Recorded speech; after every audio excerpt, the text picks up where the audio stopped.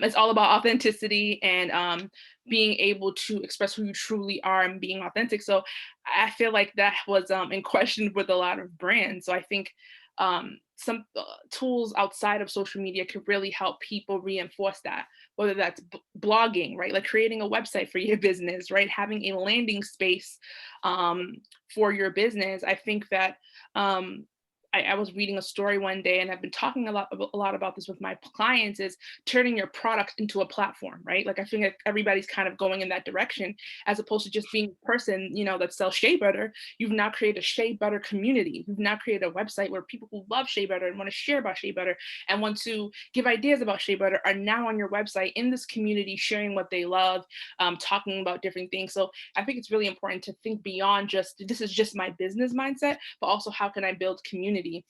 And I think that can happen through a lot of like the technical marketing stuff that people, most small businesses are not really keen to, and that has to do with SEO, like really putting in those keywords so that people can find you online. Blogging, right? That's part of it, the SEO world. Advertisements, that's huge, especially if you're on Facebook and Instagram, and really steering away from just the organic type of marketing, really looking into paid and owned as well. And maybe Jae'da, if you can chime in a little bit on, what if, and you balance a million things, I think, every day. So if you have limited time, what would you say is most important to prioritize? Yeah, that's a great question. I think that with small businesses, a lot of times, like not being able to prioritize marketing in general, the whole thing gets thrown out the door sometimes. So you just like stop marketing and think that you're not participating when you're really kind of just falling behind, which is part of the issues that a lot of small businesses face. I think what's really the biggest priority is planning. There are ways to kind of plan in your time, whether you're utilizing platforms similar to like Hootsuite or Sprout Social, where you're able to plan out your entire month, your entire week. You sit down, carve out some time to plan that out. But your audience and your customers don't see that you planned that out on your lazy Sunday, but they're just seeing that you're engaging every single day, or you're engaging on a regular basis with them, and you're still being able to keep up with that. So I think that prioritizing having a face of your brand is really important, whether it's your website, whether it's your social media, anywhere somebody would go to look for your business and your brand. If you don't show up, that can be a bad experience. So like if somebody goes to your restaurant, they go to take a picture of your food and go to tag your restaurant, it's kind of like a disappointing feeling when you're not even able to tag the business. And some people may even delete that post altogether because they're not able to kind of share that they're at a place, or that they're doing something, or kind of like force it in and type in the information. So I think that is really important to create a brand presence wherever somebody would look for, whether it's your industry or your specific brand. So if somebody goes searching for running shoes and you want to be the top pair of running shoes out there, make sure that your business is showing up, whether that's like what Adebukola mentioned, SEO, search engine optimizing, making sure that you're putting in those keywords, making sure that you're learning about how to kind of prioritize your business showing up in searches. And that can go even further back when you're even naming your business, because you don't want to kind of shoot yourself in the foot when you name your business something that could be something that's more attributed to something else. Now you're kind of doing an uphill climb to get your business in those search feeds. Definitely. I think that kind of makes me think too that a lot of brands were just kind of starting, they found themselves either unemployed, or maybe they needed to really make a pivot. So what would you both say to someone who says, I don't really have my brand defined yet, my product isn't necessarily finalized, I think I know what I'm doing, when is the right time to sort of jump in to these channels? Like, is there ever a point where it's too early, would you say? Or, I mean, I know there's a point where it's too late, but what if people are saying, I'm still defining my story?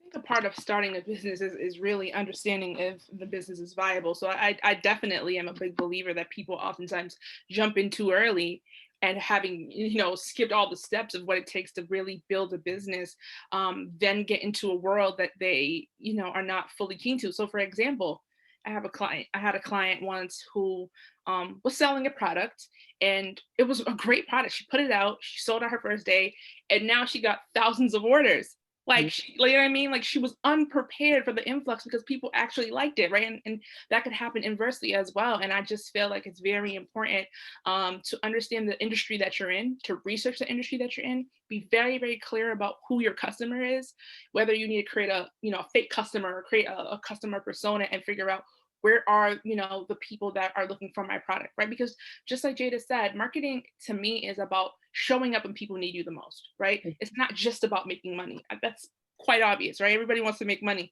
but it's also about showing up when people need you the most. Because if you're a business, especially that business that's in a service business where it's giving people healthcare aid or food, like, you want to show up so people can find you. Have you ever typed in food near me and like you couldn't find anything, but then you like talk to people and they'll give you ideas of where to eat. And you're like, well, this didn't show up. Like, how in the hell was I supposed to know this, right? So I think that's it's so important to be able to do that. But all of that comes, once you do the process of understanding who you are and being able to authentically tell your story.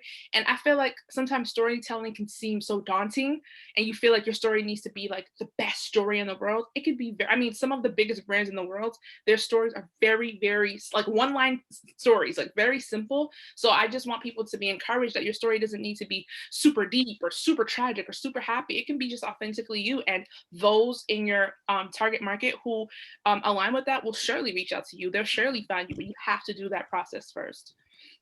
Yeah, I completely agree. And kind of thinking through that before you just kind of jump into things, like rebranding happens with even the biggest brands, but you don't want to rebrand a week into you launching something. So it's like definitely thinking through your capacity, what you can handle, but then also putting controls in place. So say you can't handle 1,000 orders, put a control in place that allows for you not even to be able to accept that many orders. Or if you want to be able to handle that many orders, make sure that you have those available resources, whether it's additional staff, people on hand, product, supplies, all of those things to be able to actually kind of attend to demand. So I think it's definitely understanding, one, your capacity, what you can handle, one, financially, time, physically, all of those things, and then understanding your approach and what you're really passionate about, and just sticking with that and sticking with that story consistently. Yeah, I agree with everything you said. And I think, just thinking also about brands that are maybe just starting out, but just recently, or they've been around for a while, but they're just recently transitioning to a digital strategy. So, they've had their story, they've had their customers maybe in person. What would you say is your top tips to build brand awareness for these companies that are just now, brand new to online? So if you had like your top tips, maybe Jae'da, what would you share with a friend or client, someone who is in that situation? Yeah, I would really start with that storytelling. People really want to be able to engage with a business about what's really important, kind of getting a face behind a name, telling your story, what makes you different from, say, your competition, and be able to tell that in a compelling way, in a compelling story, whether it's even just a video of yourself talking, but connecting with people that can make it look a little sexier. And then brand awareness, just honestly getting the word out there as much as you can by consistent and engaging content. So regularly sharing about and scheduling out different things. So say, for example, you have product launches, but then you have sharing about things that you already have in your portfolio, talking about the business owners, just planning out different and unique content throughout the month or week that can keep engagement, but then also grows your kind of story and a customer's kind of relationship to you, so that they feel a little bit connected with you. And that person, when somebody feels connected, they're going to tell their friends about it. They're going to share with their family, and then encouraging people to write reviews. And reviews are invaluable. They invaluable for a number of reasons, because of word of mouth, but then also in the digital space, when you have reviews on either Google or things like that, your business now continues to go higher up on that search. So when you have more positive reviews, or even if you have more reviews in general, and somebody searches for a business or a certain category, your business will now come up in those searches. Totally agree. And on top of that too, I think for businesses that I've been in contact with coming into COVID, brick and mortar, trying to switch to digital, one thing I learned about them is that they already had some digital stuff in place. They just didn't know it yet. So if you don't do this or have this and want to start doing this, I think a really good strategy, and I like to say this, but other marketers think I'm crazy, is that email is king. So if you already have a customer list, you already have a good customer base, but they just happen to be people that came to you in person, find the few that, if you don't already have an email list, find the few that do, maybe someone that's a frequent customer, and really start with that as well. I think that email is so powerful because social media can be daunting. It's so much information. I mean, we have something, the most destructive thing I think on the internet is infinite scrolling, right? But with an email, it's coming directly to someone's inbox. Other emails are not coming up. It's just you and them, right? So I think that that's a part of digital strategy as well. And I don't think that people really realize that. So really, really on top of everything Jae'da said, take a hold of those emails. They're like literally like gold. They're just available as gold. And reach out to your network that you already have, reach out to the customers you already have and say, hey, we just started a Facebook, group. We just started a Facebook page. We have an Instagram. You're not going to reach out to us on Instagram, set up those, what's it called? The automatic messaging on Instagram so that when people reach out to you, you let them know, hey, I'm going to get back to you. I see your message. Really utilize those customer skills that you already have been using in your brick and mortar and try to apply them to the digital world, and you'll see how quickly they grow. I mean, if a customer loves your business, I'm pretty sure they're going to share it with other people. And again, what I love about email is that you can easily forward an email to somebody. I could get an email right now and forward it to 10,000 people. You know what I mean? So definitely take a hold of email as well. Yeah, I totally agree. I guess these three marketers all believe that marketing is king, probably, or email marketing is king, because it just gets the word out. It's an easy thing. It's the oldest probably strategy that you can do, but it works really, really well. And I'm curious, one of the most common questions I get from entrepreneurs is whether or not they should pay for ads, whether that's Google, Facebook, do they have to pay to play to actually succeed now in the digital space? So I'm curious if you think there's a time when it's a great idea to do it and a time when you think it's like a waste of your marketing budget.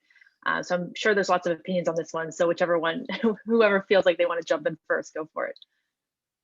I will say that we are in a space where pay to play is really king right now.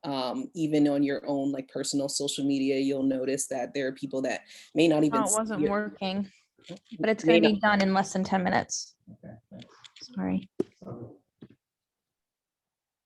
yeah, so there may be people that you don't even see on your timeline anymore just because Instagram has scrubbed them out on personal accounts. So imagine business accounts have being deprioritized within the feed. And I think that if you want to pay, I think it makes sense to actually understand how it works.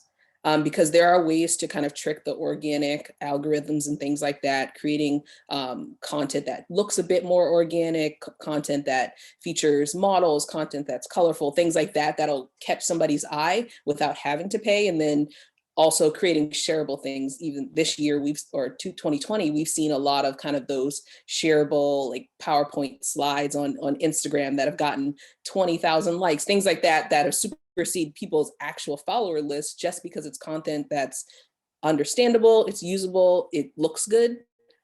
That's really the key things, and people will continue to share those things. So I think that if you want to pay, I would say, especially as a small business, to kind of understand how things work before you kind of get into that. But if you don't want to pay, you definitely want to invest in your content strategy in terms of developing it and what it looks like.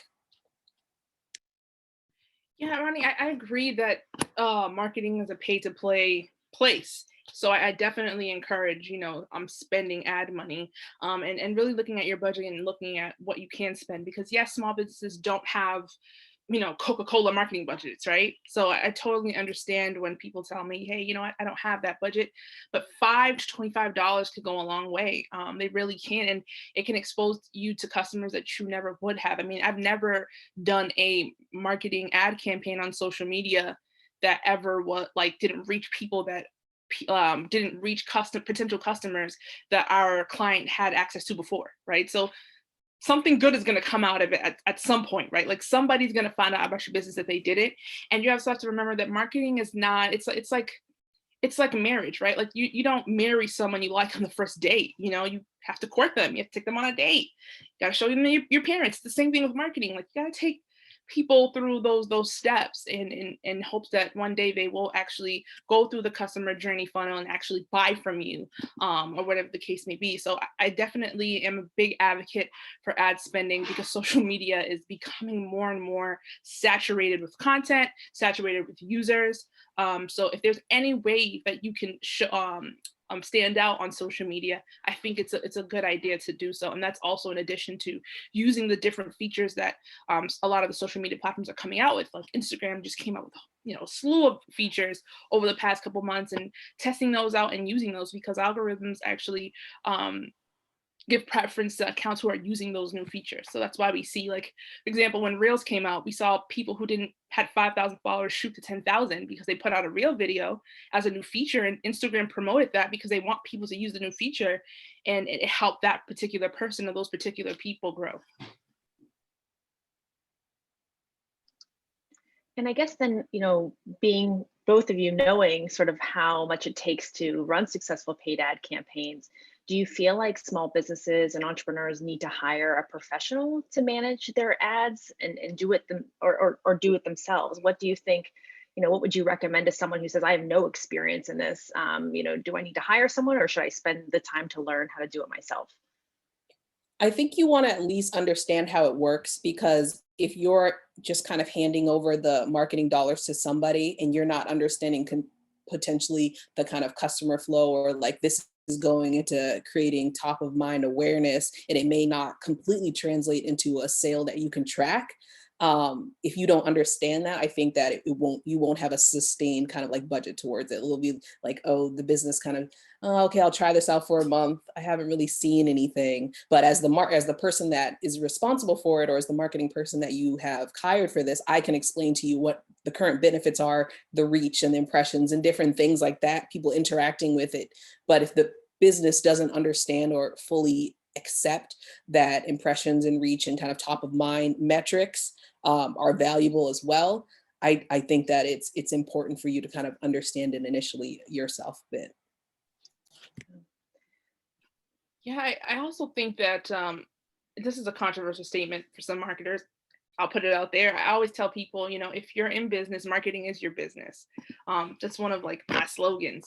And I think that it's extremely important for you to understand just as much. So if you are going to hire someone, which I highly believe that, people should, you should be working with them, right? It shouldn't be just I'm paying this person to do a service for me. You should be actively learning with that marketing professional, and a good marketing professional will bring you along that journey, because once they leave you, especially as a small businesses oftentimes, hire people for 90 days to help them with the particular strategy. And you should be using that time and that investment into yourself to actually learn the platform as well, or learn marketing as well, because once that person leaves, what happens then? And I've seen this devastate businesses where they'll hire someone to do something for them. It went really well. They made a lot of sales, and that person leaves. And they're just like, well, what do I do now? It's the most devastating thing ever. And then they feel like they've wasted money because they just spent all this money for this one, ad campaign for this particular product, right? Not even for their whole business. And they just feel like they're stuck. So I'm a big believer in hiring a marketing professional, but also learning with them. And if you can't hire a marketing professional, there's so many tools, resources, I'm happy to share those as well, that you can learn from on your own. I think it's really important. I mean, Facebook just came out with a slew of classes. So I don't know if people know this, but social media platforms are also trying to turn into education platforms, just like how LinkedIn has Linda. Facebook has Facebook University that also connects with Instagram. Twitter is doing something now. All platforms are trying to educate people on their platforms and how to do well on them. And there's just so much more information now than ever before on how to do a good marketing campaign. And Facebook actually does step-by-step classes for people. So definitely take a hold of that. I mean, honestly, that's what some of the marketers use as well. We use some of those same platforms as well to learn how to do it. But I do think that marketers having understood the entire scope of marketing can oftentimes use certain strategies that'll make you more successful than not. So again, I'm a big believer in hiring people and learning alongside with them. Yeah, just one thing to add on to that, Google is a big one as well, that has a number of different resources for small businesses or just business in general. And kind of like a ping there, Google Analytics really ties into kind of like these digital marketing or campaigns or things like that. And it's something that I say it's never too early to start with Google Analytics, because you can throw it on your website so that it can begin to track things, and you can actually have this data until once you actually understand it. So like it basically starts tracking once you've kind of installed this kind of like pixel onto your website, so that it can track clicks and track where people are coming from, referrals, all of those things. But then if you kind of hire somebody or you want to start doing it yourself, you have no historical data, you're kind of starting at a disadvantage. So that's one thing that I really encourage people to look into, Google Analytics, even before they're ready to kind of understand it themselves. Definitely. And sort of before we jump into the Q&A, I'm just wondering for each of you, what is the one most important takeaway you could tell, small business owners, entrepreneurs from our conversation today? It could be something that was said, you want to reiterate, or something that you haven't said yet. And this is something that, they should start maybe doing today. So Adebukola, not to put you on the spot, but do you want to start? So much so said today. I actually really want to reiterate, maybe because it's top of mind for me, what Jae'da just said, as far as I feel like that is a really good strategy, right? Like getting ahead before you getting ahead, like doing the work, a little bit of the work, so that when you are ready to get the help, then you have those systems in place. Because I cannot stress how incredibly important it is, like that data turns into dollars, right? So I always tell people that like data turns into dollars eventually. So having that information, even if you don't understand it, it's something that you could run by, a marketing professional. I mean, we have a whole network at Northeastern. I'm pretty sure there are professors, students who'd be happy. I mean, I'm surely happy for anybody who's on this call specifically that needs help to just review some things about their data that they have. I'm happy to review that just because you were on this call. But having that data is very important, so that when you are ready to do the work, when you are ready to hire someone, you have something tangible to start with. It'll make the journey easier for you.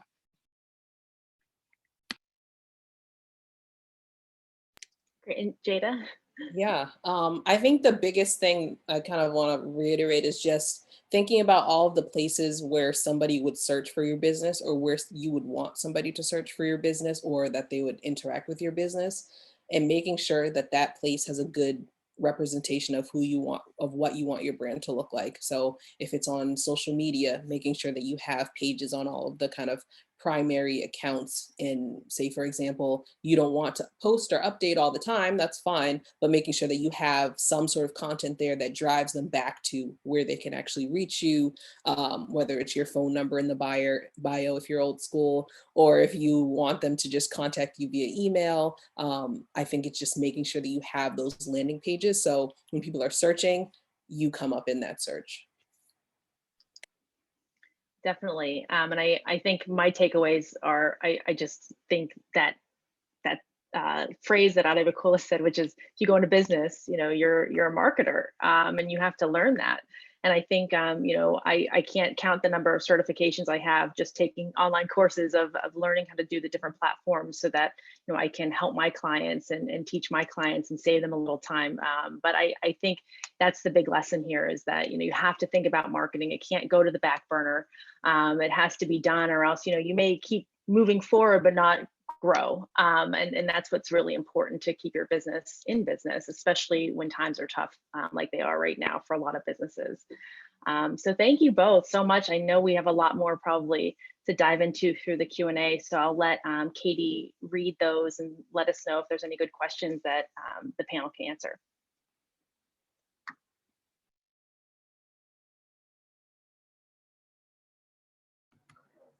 Hi, everyone. So it looks like we don't have any questions just now. So if anyone has any questions, feel free to type those into the chat. Oh, I spoke too soon. Oh, that that was someone commenting on their takeaways. But if anyone has any specific questions, feel free to type those in the chat and I can read those out for you. the I panel to can jump in discuss. with one that I didn't have answered Perfect. for my Go list. ahead. That's good. So I'm curious, what's the risk of not building brand awareness online? So, if someone said, I'm just waiting sort of to get things going. Do you feel like that there's a risk of not doing some of these things? And what would you say that risk is?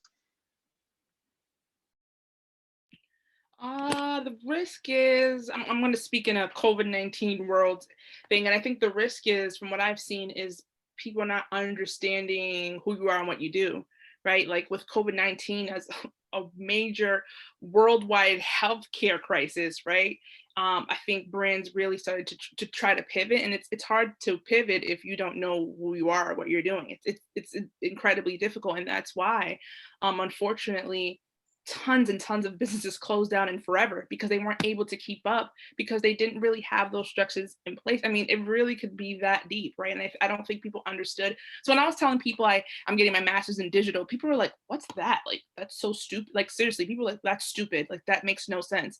And then COVID-19 hit and people were like, oh my God, now we get it. Like, holy smokes, digital. Yeah.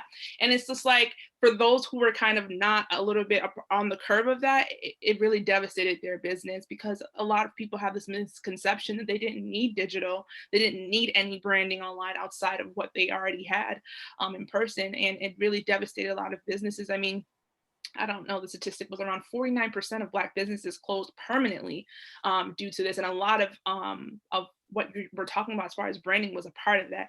So I think it could have devastating effects. It could have like maybe not so devastating effects. I mean, for some people, it's just a matter of doing and clarifying with their customers, because there are some businesses that are viral worthy, right? Like some people just like some people's businesses because they just like them, right? Maybe the content is good or maybe the product is really good, right? So not every business has to work as hard as the next.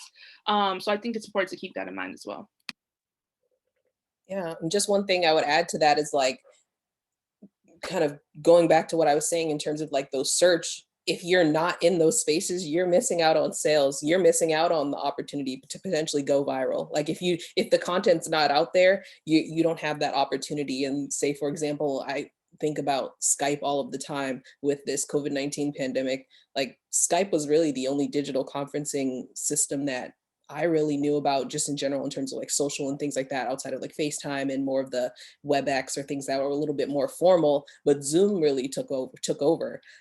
Zoom took over, and I think Purell had a moment where they could have been a little bit more digital focused or fun. But I think in that sense, they already had their sales channels. They already had their channels where their revenue was coming from. So it's really about what do you want your business to turn into and what are you kind of looking for? So if you need those sales to generate, to continue maintain your business. So for example, a lot of businesses do really well in person at like farmers markets or local markets because they're able to show their product, talk about it. They're really engaging, really charismatic, but during the week, they have no sales on their website or they don't have people engaging with them on social media. So it's like, if you're not able to translate that to sustained revenue or sustained popularity online, you're behind the curve. So I think that's really the big piece of it, being able to maintain within the space where society is really going towards this digital space in general. Great, thank you guys. So we did get some questions coming in the chat. So let me just start back up at the beginning. So one person asked, clients can be really overwhelming with all the options of social media, such as Twitter, Facebook, Instagram, LinkedIn, and TikTok, and there's new ones popping up constantly. What do you think of is a necessary foundation for any successful brand?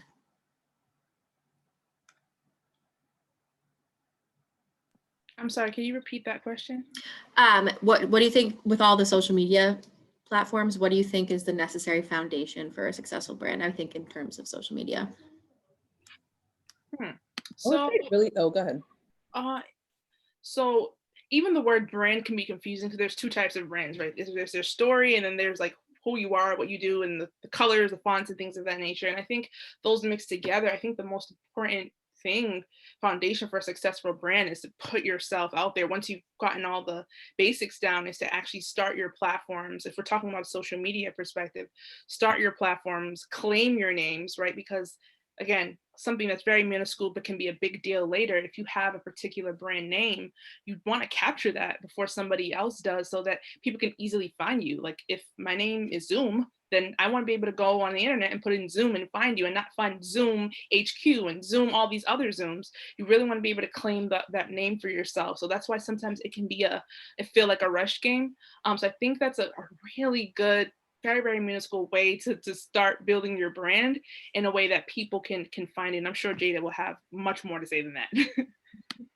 Well, I would say it really just depends on your business type and like how much money really and resources and time you're going to be able to, because I don't want to encourage anyone to get on the new and hot platform, whether it's TikTok or anything, if you're not willing to put a strategy behind it, or if you're not willing to put the time or the resources to kind of build out what that's going to look like, just because everyone is there. Because there are a million people that throw content into a dark hole that nobody listens to on personal accounts and on business accounts. So you don't want to be one of those people kind of just wasting your time and resources. So if you're not willing to put the time and resources into a platform, it would make sense not to have content there. But to Adebukola's point, making sure that you're claiming those names. So in the future, if you do want to be on those platforms, you don't have to haggle with somebody in the DMs, kind of like trying to buy the domain from them or something like that. So, and also so that you have consistency on your pages. You don't want to be, if your business is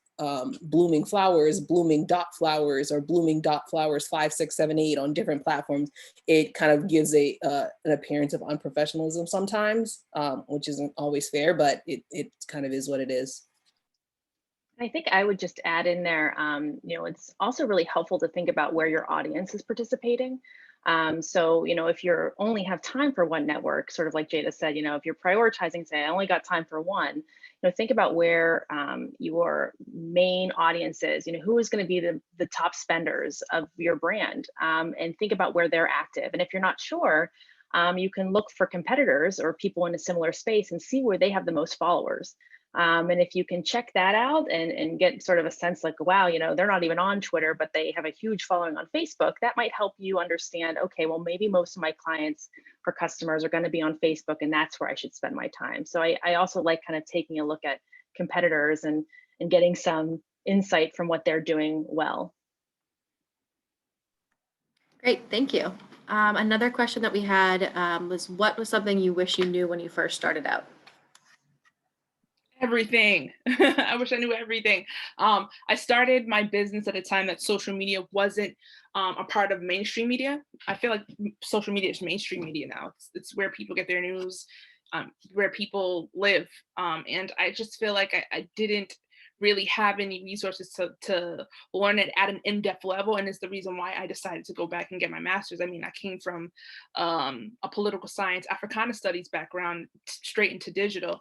And I did that work kind of on my own. I felt like after studying a little bit more about people of the African diaspora and ways that we convene. So I don't know if people are familiar with Black Twitter. I actually took a Black Twitter class in college, and that's what got me into this space, because I was like, hold on, wait, this is a whole new world for me, and this is where people are convening, right? And these are how people express themselves, and that really got me into digital media.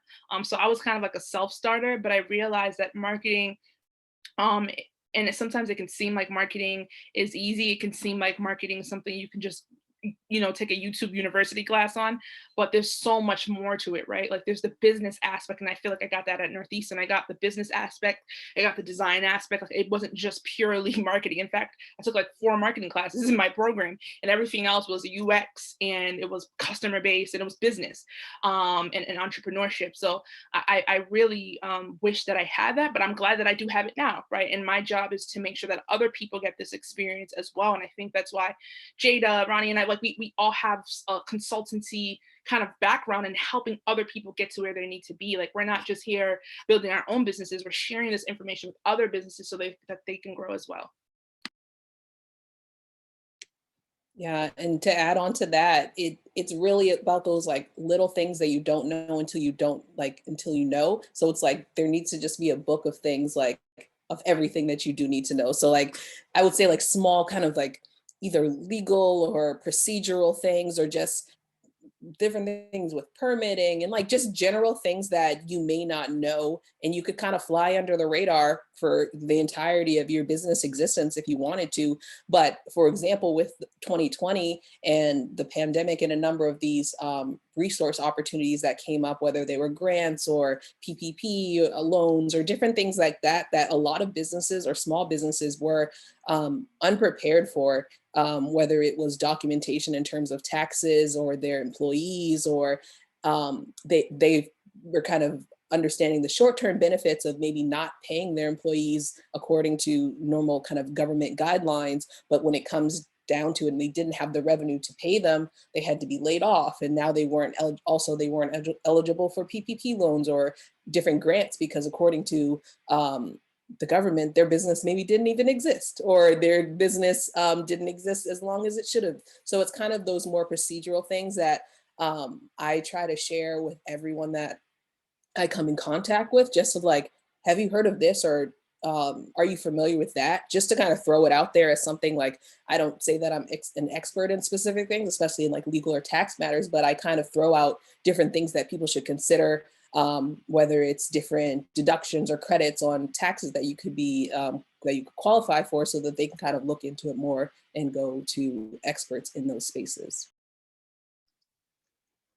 Yeah, I think I would just add, I felt like what was really hard for me to get to, it took a few years with my own business, was just being comfortable narrowing my market. You feel like you can reach everyone. Well, everyone could be a customer, everyone could be a client. And when you have a small marketing budget, whether you're just starting out or you just feel like you're investing in other things right now, you only have so much money to spend. And so it's better to kind of focus in on one market.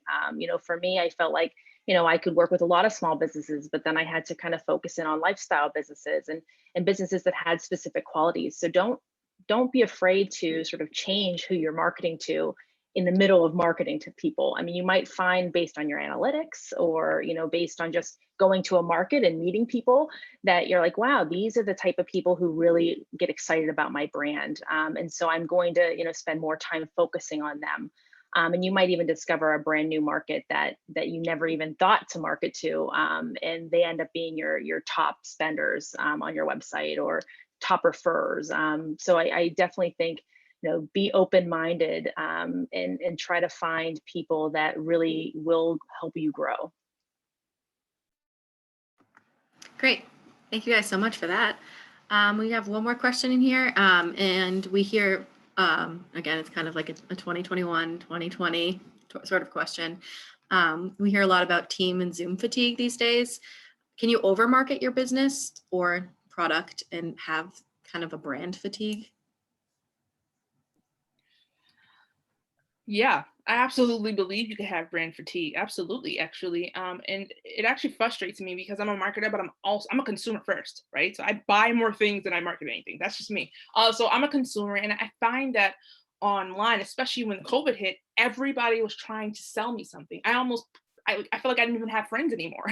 Like everybody was trying to sell me something, and I just felt like it was too much. It was salesy, and I feel like the average consumer today, I mean, the average 17-year-old, right? But let's talk about Gen Z for a second. Even they're aware when they're being marketed to. Marketing is now an expansive topic because so much people have to do it in order to survive in 2020, 2021, that it's not a secret anymore. So I think the best marketing is when people don't even know it's marketing. And that's why I think content is so important, because content can just be, I don't know, a blog post about something that you like, maybe a blog post on how even to use a product, right? You're not selling it to them, just saying, hey, if you happen to get it, here's how to use it. Even if you don't get it from us, this is how you use this product, no matter where you get it, right? And people feel a sense of loyalty, like, hey, here's this brand that's invested in my like livelihood, right?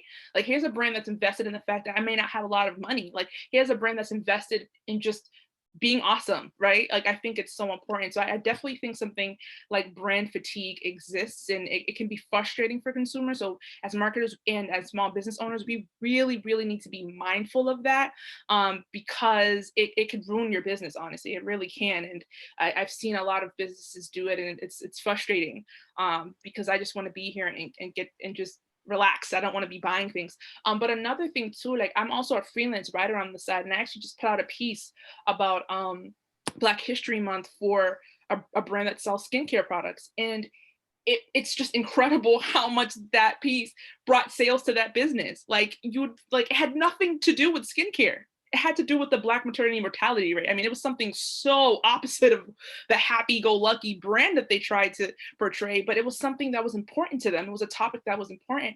And because people were able to read that and saw that, you know what, this brand, just cares about this topic. They're not trying to sell us anything, although ultimately that's what it was, right? It's all marketing at the end of the day.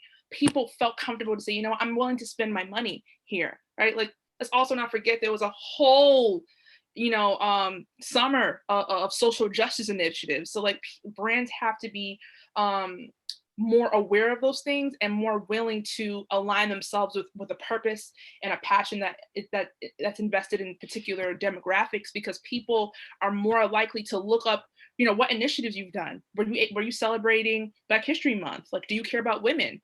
Are you racist? Are you homophobic? I mean, people are looking this deep into brands before they even make a purchase. So it's very, very important to not be too salesy and show that you actually care about people, are invested in their livelihood, as opposed to just selling something to them, because it can be frustrating for consumers. Yeah, definitely. As a brand, it's really about reading the room. Like, obviously, you have your content calendar, you have your content plan for the year. And 2020 obviously blew that up for a number of businesses, but sticking with that content plan when there's so many other things going on in the world that are impacting your consumers, it's tone deaf, and it can come off very negative to your consumers of like, there's a whole pandemic going on and you're promoting your new X, Y, and Z that, one, maybe I can't even afford. Maybe I just lost my job. Maybe I can't even even think about buying this new X, Y, and Z thing. And I think some brands were so committed to their content plans that they weren't able to kind of pivot and shift, maybe pushing out a launch further out just because they had invested so much time into it or resources into it. So it's really about reading the room. When you're doing too much, when you're not doing enough in a certain area and you need to be doing more, even if you've already kind of exhausted your marketing budget, but there's something really important that needs to be told, your absence or your lack of your absence in a conversation or topic can speak volumes to your consumer base that's looking for those answers. And I would probably add just that, I have a lot of clients who are actually more scared to over email, and they're scared to over post. And it's almost like a missed opportunity because they don't want to bother their customers that much. And so I would just really recommend, look at your analytics. Are people unsubscribing at a higher rate when you send more email, or is it not changing? Because that could be a signal that they want to hear more from you. You could take a look at Instagram, and your engagements. Are people, are your likes down? Are your comments down? And I really like now, I think that Instagram story has made this really easy, is to survey your audience. Ask them, what kind of content do you want me to share? Do you think we should be sending more email? I mean, you can survey a lot easier and for really fun, kind of engaging ways through social media now. So I think if you're worried that you're over marketing, it's okay to kind of sit back and look and see what your customers are telling you. And if you're not getting a negative response, I think keep going. Don't be afraid to overdo it if that's what you feel, but just be ready to step back if you get that feedback. Yeah, and just one thing to add on to what you're saying, I think not being scared of those numbers. So sometimes if you do see unsubscribes, it's like sometimes they maybe just forgot that they were on your list and they would have unsubscribed a long time ago. So it's like understanding that sometimes though that churn isn't always bad, or even with Instagram posts, if you start posting more, maybe you will get more people that are unfollowing you, but you may be getting more people that are following you. So kind of just looking at those checks and balances and not being scared of that churn.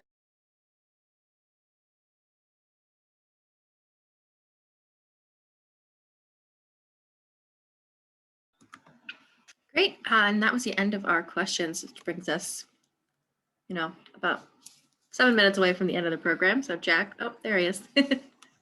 So we're getting close to the end. Before we kind of wrap it up, does anybody have any last minute questions? And I know we shared their contact information in the chat. So if you think of something after this, please feel free to reach out. They've all been gracious enough to make themselves available for further questions or discussion if you think of it at a later time.